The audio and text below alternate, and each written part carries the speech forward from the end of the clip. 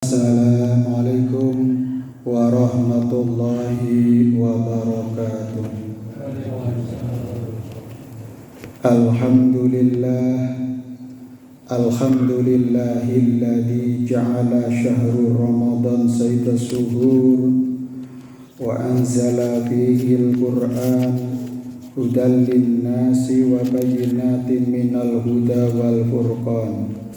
Asyhadu an la ilaha illallah wahdahu la syarika lah wa asyhadu anna Muhammadan abduhu wa rasuluh la nabiyya wa la rasula ba'dah.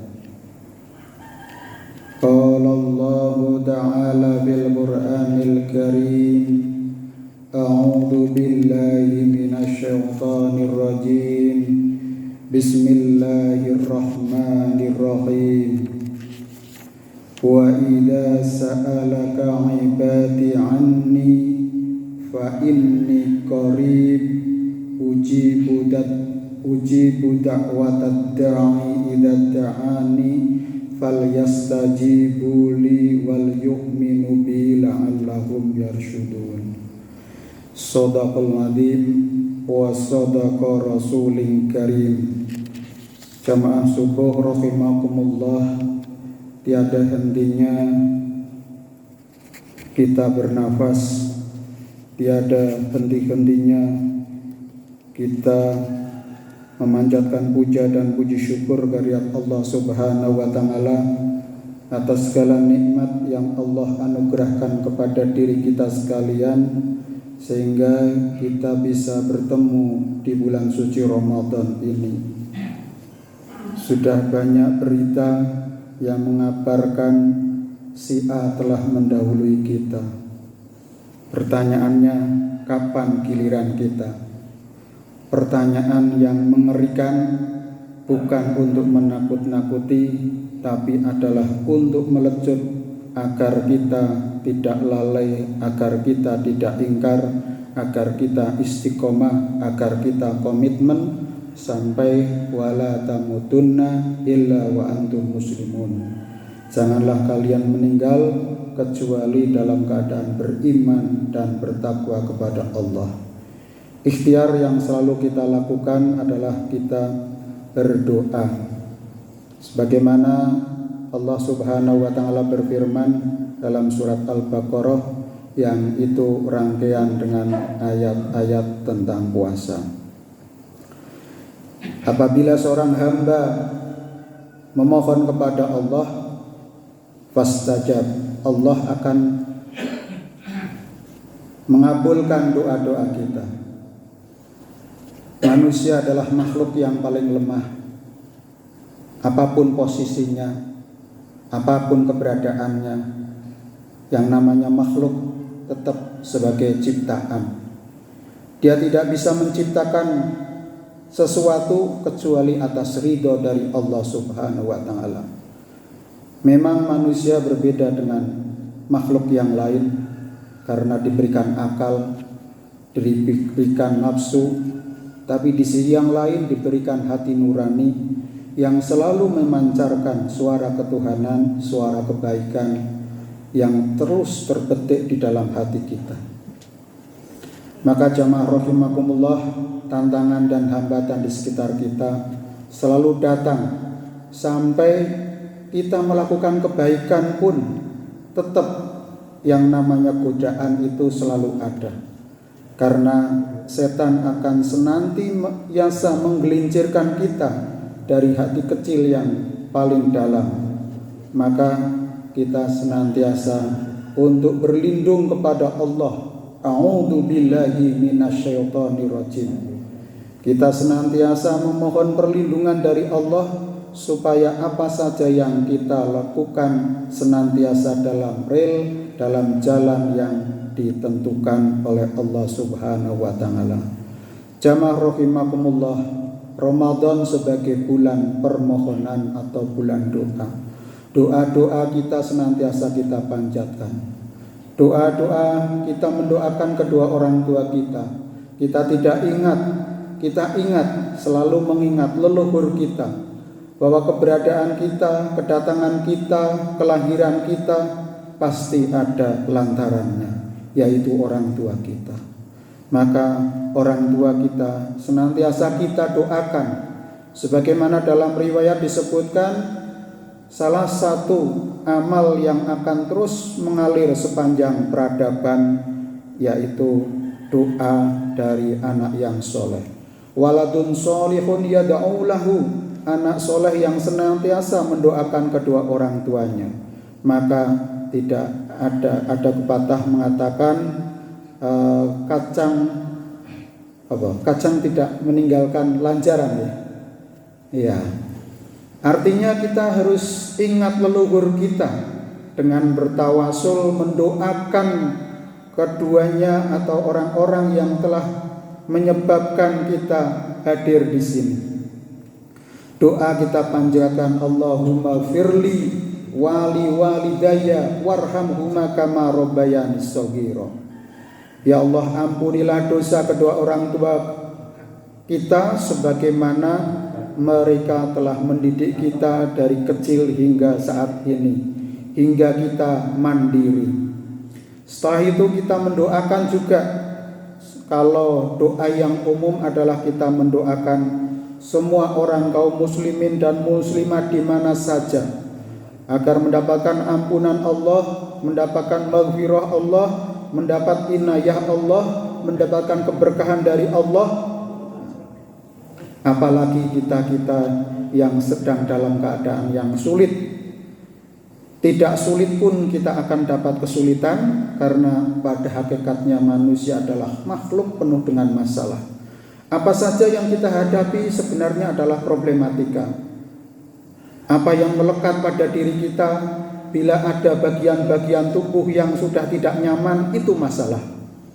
Baik itu ada pada bagian kaki kita, lutut kita, sampai naik ke atas, sampai pada kepala kita masih pusing-pusing, itu masalah terkait dengan kesehatan. Baik itu masalah yang melekat pada tubuh kita atau masalah yang melekat di dalam kehidupan sosial masyarakat. Maka kita tentu sebagai makhluk yang lemah, mohon kepada Allah diberikan kemudahan segala urusan. Kalau kita sedang belajar tentu ada problematika terkait dengan pembelajaran kita. Kita mohon diberikan ilmu yang bermanfaat, ilmu yang bisa menghiasi hilmi atau menghiasi perilaku akhlak kita, sehingga akhlaknya sesuai dengan karakter keilmuan kita, yaitu objektif, jujur, serta senantiasa melihat sesuatu dengan optimis, selalu husnudon, selalu dijauhkan dari keraguan-raguan di dalam mengkaji dan mempelajari sesuatu, sehingga bisa memberikan tuntunan kepada kita.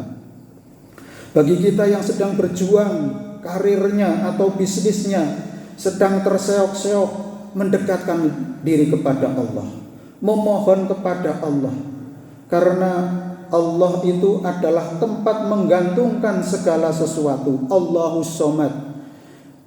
Allah akan menolong kita. Allah menjadi tempat kita mengadukan segala problematika. Kita mohon betul-betul dengan ketulusan kita. Memohon kalau keluarga kita ada masalah, masalahnya di mana? Di anak, di suami atau istri atau pasangan atau saudara sekandung atau saudara yang agak jauh. Semoga urusan-urusan keluarga kita bisa terurai, masalah ekonomi bisa terselesaikan. Sulit aksesnya, maka kita juga menjadi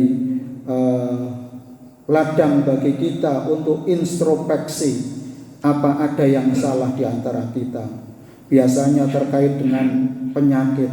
Penyakit itu adalah sebagai ujian bagi kita untuk membersihkan daki-daki dosa selama ini, sehingga kita mengecek apakah sudah benar kita, apakah hati kita sudah tulus kepada Allah, ataukah ada pamrih di antara manusia, di antara kita sekalian. Maka itu kita bersihkan saat kita memohon kepada Allah Subhanahu wa ta'ala.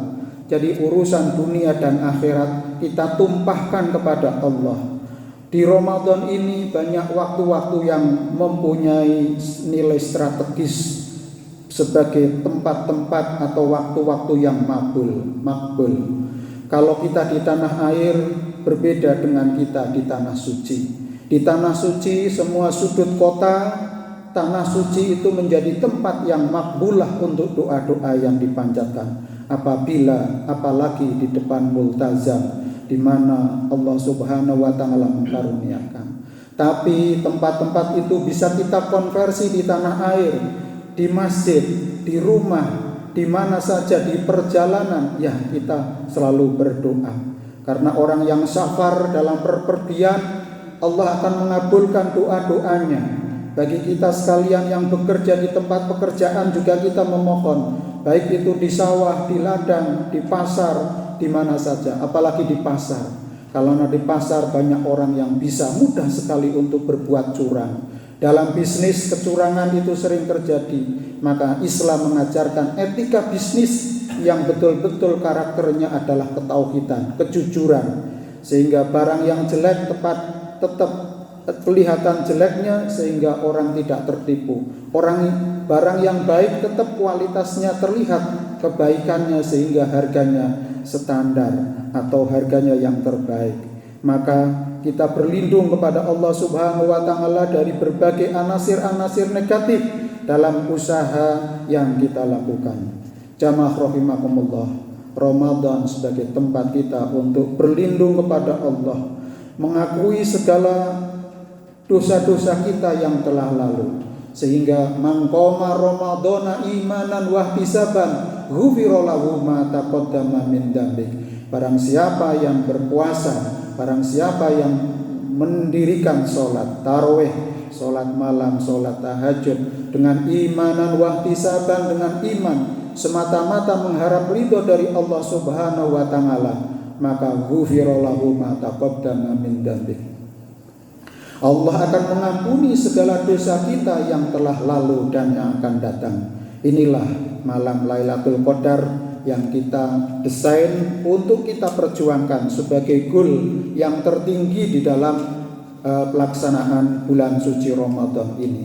Maka mari kita jaga keistiqomahan kita sehingga kita bisa meraih keutamaan yang tertinggi. Tidak hanya partisipan saja, hanya ikut-ikutan saja, tapi kita dapat substansi, perubahan sikap mental, semangat, giroh keagamaannya, keistiqomahannya hingga akhir hayat kita, insya Allah. Mekaten ingkang bisa kami sampaikan, segala kekurangan atas kekhilafan ini semata-mata dari Allah Subhanahu, dari diri saya sendiri, dan segala kelebihan dan kebaikan insya Allah itu berasal dari Allah Subhanahu wa ta'ala, sehingga menghiasi akhlak dan kebahagiaan kita dunia dan akhirat. Billahi taufiq wal hidayah. Wassalamualaikum warahmatullahi wabarakatuh.